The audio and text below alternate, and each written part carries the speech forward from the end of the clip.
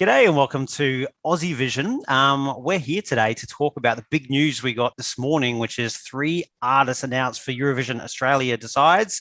Paulini, Jaguar Jonze, and Isaiah Firebrace, that is. Kyriakos. Let's just have a chat about them and our initial reactions. Let's start with Jaguar Jonze. She's returning back to Australia Decides. Yeah, great to see her return.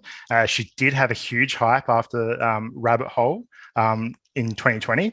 And she's just an artist with an amazing attention to detail. And it's just great to see her return. She's had a short film, that Anti-Hero, which was from her EP, which is a really nice art piece video of 5 songs. And then her latest release, Who Died a Major King, just sounds epic and starting to get full rotation on Triple J, even on BBC Radio 1. Oh, really? I didn't realize it had been played on Radio 1. Yeah. And I think that's the key thing with her. She's really made the most of the platform of Australia Decides.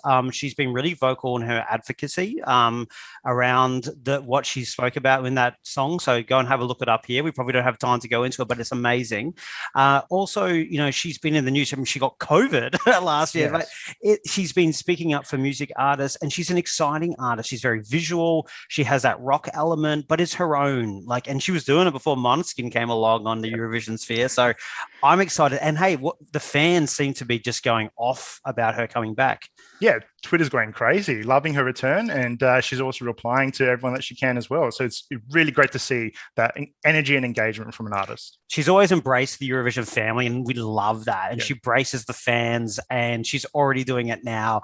Just can't wait to see what she's going to do. And hey, normally some of the big players announce first, so I wouldn't be surprised if she's one of the key ones, but a bit early that we don't know the songs yet. All right, let's go on to another returnee, Isaiah Firebrace, Eurovision 2017. Top 10. And I was actually talking to Mike on the weekend saying, wouldn't it be great for him to come back and almost get a redemption with the fans? Because yes, he got a great result, but sometimes people feel maybe because he had a couple of vocal moments that I think it would be great to see him come back and showcase that wonderful voice and the wonderful artist he is. Yeah, it's great to see him return. He even mentioned that he's got unfinished business. So love to see what he has in store. And he even beat Dami Im as a first Australian Eurovision returnee to be in the national final. So that's awesome to see as well. Very excited to see what he's got. And he's meant to have a duet as well. So very exciting. Yeah, it's really interesting. I mean, this will be, I think, our first duet in national finals for Australia, I think, from the top of my head. So that's going to be interesting anyway. Something you don't really associate with Australian music, I don't think so much. It'll be really interesting to see. He's been really embracing language recently or for the last few years. And I think that would be wonderful to see if he brings that through, but who knows? And I really liked his quote where he was saying, look, he felt like a baby. He was 17 years old when he went to Eurovision. So I think this is going to be a great way for not just Australian fans, but European fans and fans across the world to see just what a wonderful artist and what a wonderful voice he actually does have. Yeah, see some growth. Yeah, exactly. And Paulini, really big name in Australia, household name, I would say. She was on the inaugural season of Australian Idol, the one that Guy Sebastian won, and she got to the top 4, didn't she? I wasn't in the country at the time, so I kind of missed it all, but she was pretty big, wasn't she? Yeah, I'm so glad she's in it. Just a bit of Australian Idol nostalgia in the show, just like Casey Donovan in 2020. And she's the OG, along with Shannon Noll, Rob Mills, Corny Act from the first show in 2003. So a lot of drama at the time as well. But she has a really good voice, and great to see her in the lineup as well because she has been doing small things here and there. I think the latest big thing she did was The Bodyguard. She was played Rachel Marin, that Winnie Houston character from Bodyguard in 2017. So she definitely has a voice, and good to see her in the lineup. Yeah, and she's she does I'm a Celebrity, Get Me Out of Here. Oh, yep. She did Masked Singer as a spider. As a spider, yeah. So she's been around, and she's had a career the whole way through. But again, this is, I think, another great opportunity to showcase her off to a lot of people who might be discovering her for the first time. So it's wonderful, and some Pacifica representation too, which is brilliant because such a large portion of the music scene here in Australia. You might have heard my notifications are going off my phone. We still keep fans are going crazy this morning about this announcement. So I think the three are so good, and it's nice to see some returnees. I think that shows the maturity of the national finals here. I'm sure there's going to be a lot more fresh blood coming through, but I think they're three really interesting artists to start with.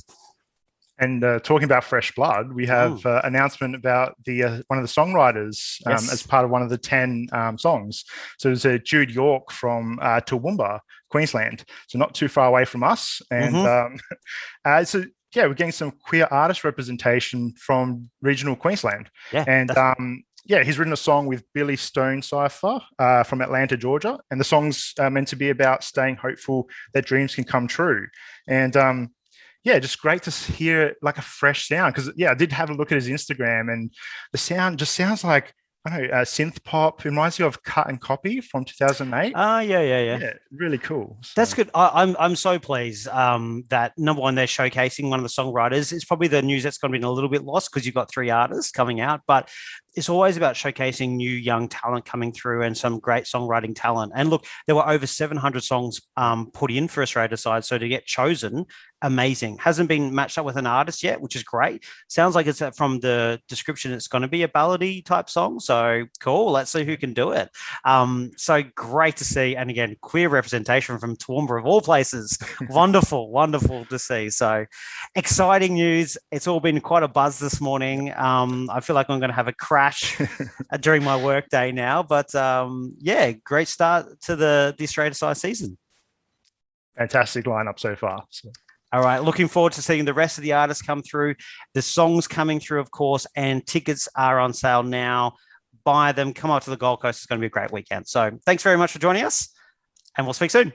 See ya. See ya.